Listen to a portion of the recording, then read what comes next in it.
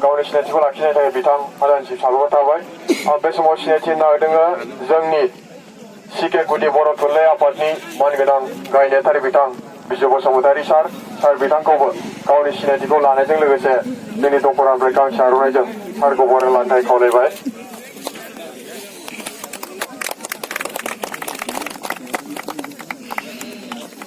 बे समाव जोंजों दंबावो केसि डिग्री कलेजनि मानगोनां प्रिन्सिपाल बिथां सारखौबो गावनि सिनायथिखौ होनायजों लोगोसे जोंनि दख'रा आफादनिफ्राय गांसे आर'नाइजों बरायनायखौ लानो थाखाय खावलायबाय आदानसिमबो साबायखर थाबाय बे समाव जोंजों दंफैबावो मिरु बोजबनि गाहाय नेहाथारि मानगोनां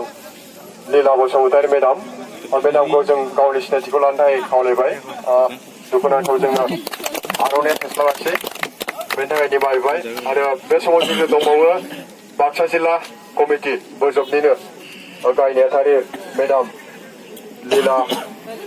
बालिका नार्जारी मेडामखौ आं गावनि सिनायथिखौ लानो थाखाय बे समाव खावलायबाय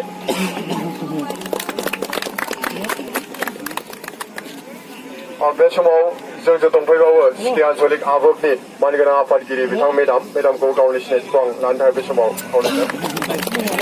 मेडामसिमबो साबायखर थाबाय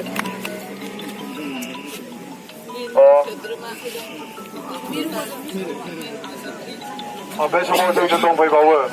मिरु बोजबनि सोद्रोमा तरुलता बसुमतारी मेडामखौबो गावनि सिनायथिखौ आं बे समाव लानो थाखाय खावलायबाय जोंनि गेजेराव गोबां गुबुन गुबुन गौथुमनि आरो माखासे फोरोंगिरि बिथांमोन जोंजों नुजाथिफैबावदोंमोन जोङो समनि आंखालाव सिनायथि होनायखौ दोनथ'नानै बे समाव आङो जोंनि दिनै जि बेखेवगिरि मानगोनां मिरु दुलाराय बर' फरायसा आफादनि सासे नेहाथारि बिथां मन्टु बर' आदाखौ गावनि स्पिचखौ आं लाखिनो थाखाय बे समाव खावलायबाय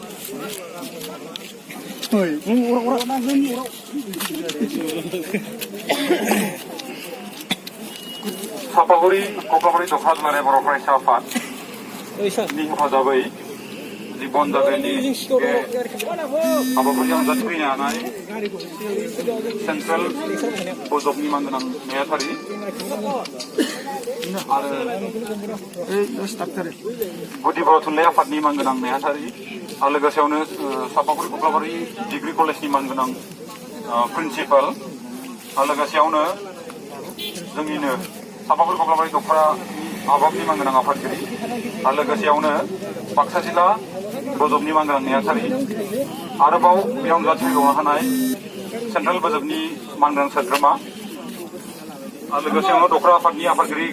नेहाथारिखौ लाफानानै गुबुन गुबुन बिबानाव थानाय मावथि नोंथांमोन लोगोसे बेवहाय बनजालियाव हाबाफारियाव बाहागो लाफैबावनो हानाय गुबुन गुबुन दालाइसा आफादगिरिनि मानगोनां नेहाथारि आफादगिरि नेहाथारिजों लोगोसे गामि आफादगिरि मानगोनां नोंथांमोन समाजों गोलाव बुङोबा सिनायथि लाबोनो खाबु होआखै ओंखायनो सुंद'यैनो बेखिनियावनो सिनायथिखौ नोंथांमोननि सेराव बावनाय जाबाय लोगोसे दिनै दुलाराय बर' फरायसा आफादनि बेन्दोंजों थामहिनबा CCTUआ central commission of tribal organisation of Assam CCTUआनि हेफाजाबजों दिनै नैबे बनजारेलिया जादों अब्लाबो नाथाय जोंनि ओनसोलाव ट्राइबेलनि गोबां गैया थामहिनबा बेयाव CCTUआनो दुलाराय बर' फरायसा आफादाबो हाबसोना दं नालाय बेखौ दुलाराय बर' फरायसा आफादानो दैदेनदों जेखियानो जाया मानो दिनैनि जि बनजारेलिनि जि गुबै उद्देश्य मेइन उद्देश्यआ जाहैबाय दा सोलिफुबाय थानाय जि पार्लियामेन्ट थांनाय 18 नभेम्बरनिफ्राय 13 डिसेम्बरसिम जाबाय थानाय जि इन्डियाननि पार्लियामेन्ट भट हाउस बेवहाय नैबे आसामनि मोन 6था जाथिफोर मरान मटक चुथिया कच राजबंसि ओमफ्राय टाइ आहम बे मोन 6था जाथिखौ फैबाय थानाय जि पार्लियामेन्ट सेसन बेवहाय ST होनो थाखाय आसाम इन्डिया गभर्नमेन्टआ नाजादों आरो बेनि हेफाजाब महरै आसाम गभर्नमेन्टआबो बिथांमोनखौ हेफाजाब होदों ओंखायनो थांनाय नैबे एखे बोसोरनिनो थांनाय निस्सय जानुवारि 15 बा 16सोआव बे एखे हाबाफारिखौनो जों फेलागुराव जि बे एमेन्डमेन्ट बिल ट्राइबेल एमेन्डमेन्ट बिल 2019 बे बिलखौ जों सावफानाय जादोंमोन बै सावफानायनि जि मेन उद्देश्य बे उद्देश्यआबो दिनैनि एखे थांखिजों उद्देश्यजों एखे दा गुबै बाथ्राया जाहैबाय बै मोनद' हारिखौ आसामनि मोनद' हारिखौ एसटि होयोबाथाय जोंनि थाखानाय एसटिफोरा बा थाखानाय ट्राइबेलफोरा गोबां जेंना जेंसि नुजानायल' नङा गुबुन मोनफ्रोमबो बिथिङाव जोंनि जानायनिफ्राय लोंनायनिफ्राय उन्दुनायनिफ्राय फारफ्रोमबो बिथिङाव जोंनि आगदा आगसि लेफ्ट एन्ड राइट सानजा सोनाब मोनफ्रोमबो बिथिङाव माने जों हाखर जावनानै दोनखानाय बायदि जागोन आरो ओंखायनो बेखौ जाहाथे जों होबथानो हायो नैबे पार्लियामेन्ट सेसननिफ्राय बे होबथानायनि थांखिजोंनो नैबे हाबाफारिखौ लानाय जादों दा गुबै बाथ्राया जाहैबाय जों ट्राइबेलफोरा बै जनगोष्ठीफोरखौ मानो ट्राइबेल जानायनिफ्राय होबथादों बेनि मोननैसो फिसा फिसा एग्जाम्पलफोरल' होनानै बुंनो लुबैदों मानो होनबाथाय गोलाव सम बुंनायनि सुबिदा गैया बन्दरा फ्राय गोमोरलांबाय जिखियानो जाया मानो जोंनि साख्रिनिफ्राय बाख्रिनिफ्राय जोंनि एडमिसन लानायनिफ्राय मोनफ्रोमबो बिथिङाव नैबे मोनद' हारिया एसटि जायोबाथाय जों बिनिफ्राय बन्सित जागोन मानो होनोबाथाय बिथांमोना आसामनि जाथिफोरनि गेजेरावनो बयनिख्रुइबो देरसिन हारिखा टाइ आहमानो होन कच राजबंसिफ्रानो होन गोबां जौगाखानाय हारि दा जौगाखानाय हारियानो फिन जोंनि जायगाखौ लायोबा थामहिनबा गोग्लैसोनाय हारिफोरनि जुदि जायगाखौ लायोबा जौगाखानाय हारिया जोंनि बाहागोखौ गोबां लागोन बा मोनगोन जुदि थोंजोङै सुंद'यै बुंनो थाङोबाथाय जोंनि थोरसियाव थानाय जे ओंखाम बे ओंखामखौ बिथांमोना सेनानै जानो नागिरदों बेखौ जों थोंजोङै बुजिना लानो हायो आरो दा बेखिनियावनो सुंद' बिबुंथि बेखिनिखौनो बुंबाय लोगोसे आं फोसावनो लुबैनाय मोननै बाथ्राया जाहैबाय फैगौ 25 नभेम्बराव क'क्राझाराव आलादा रायजो जि बड'लेण्ड बेखौ लानानै मोनसे सुबुं गौमा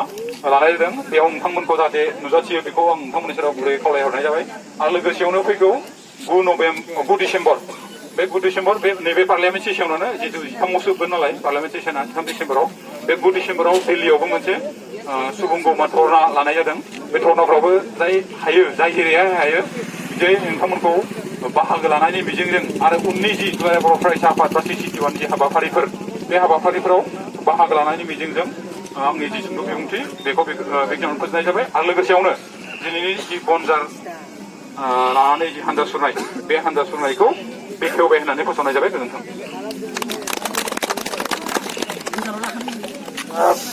बिथांनिसिम साबायखर थाबाय आङो हाबाफारिखौ जागायनायनि सिगां बाहागो लानो होननानै फैनाय साफ्रोमबो मानगोनां बाहागो लागिरिफोरनिसिम मोनसे खावलायनो नागिरदों जे जोङो लामाजों हान्जा सरलांनाय समाव जेबो आब्रुथि गैयि राव एबा खाबजायिफोर जोङो जेबो जाथाय खालामलाङा मानोना गभर्नमेन्ट फान्डनिफ्राय पारमिसन लानाय जायाखै बावैसो सिगाङाव आं थांनानै बेवहाय माखासे खोथाखौ होनानै दिनैनि हाबाफारिखौ आङो बारग'लांहोनो थाखाय बिथांमोनजों रायज्लायबोदों बेनिखायनो बाहागो लानो होननानै फैनाय साफ्रोमबो मावथि लोगो बिथांमोनखौ आं खावलायो जोङो जोंनि हाबाफारिखौ आब्रुथियै सिमला दालाइसा दुलाराय बर' फरायसा आफादनि मावखुलिसिम लांनानै जों फोजोबनायाव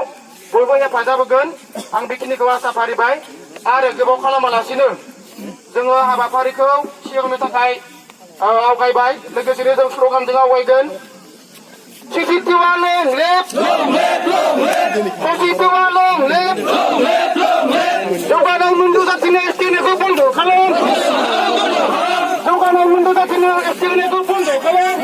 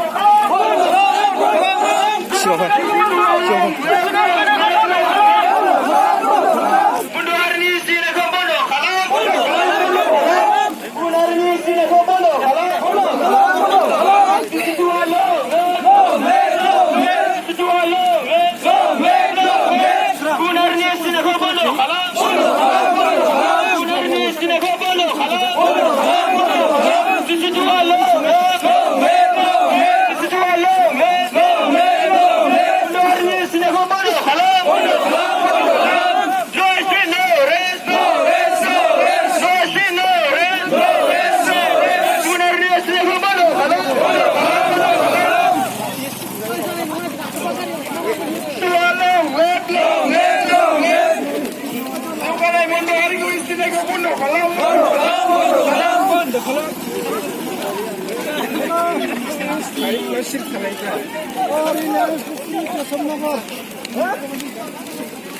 ट्राइबल साहेब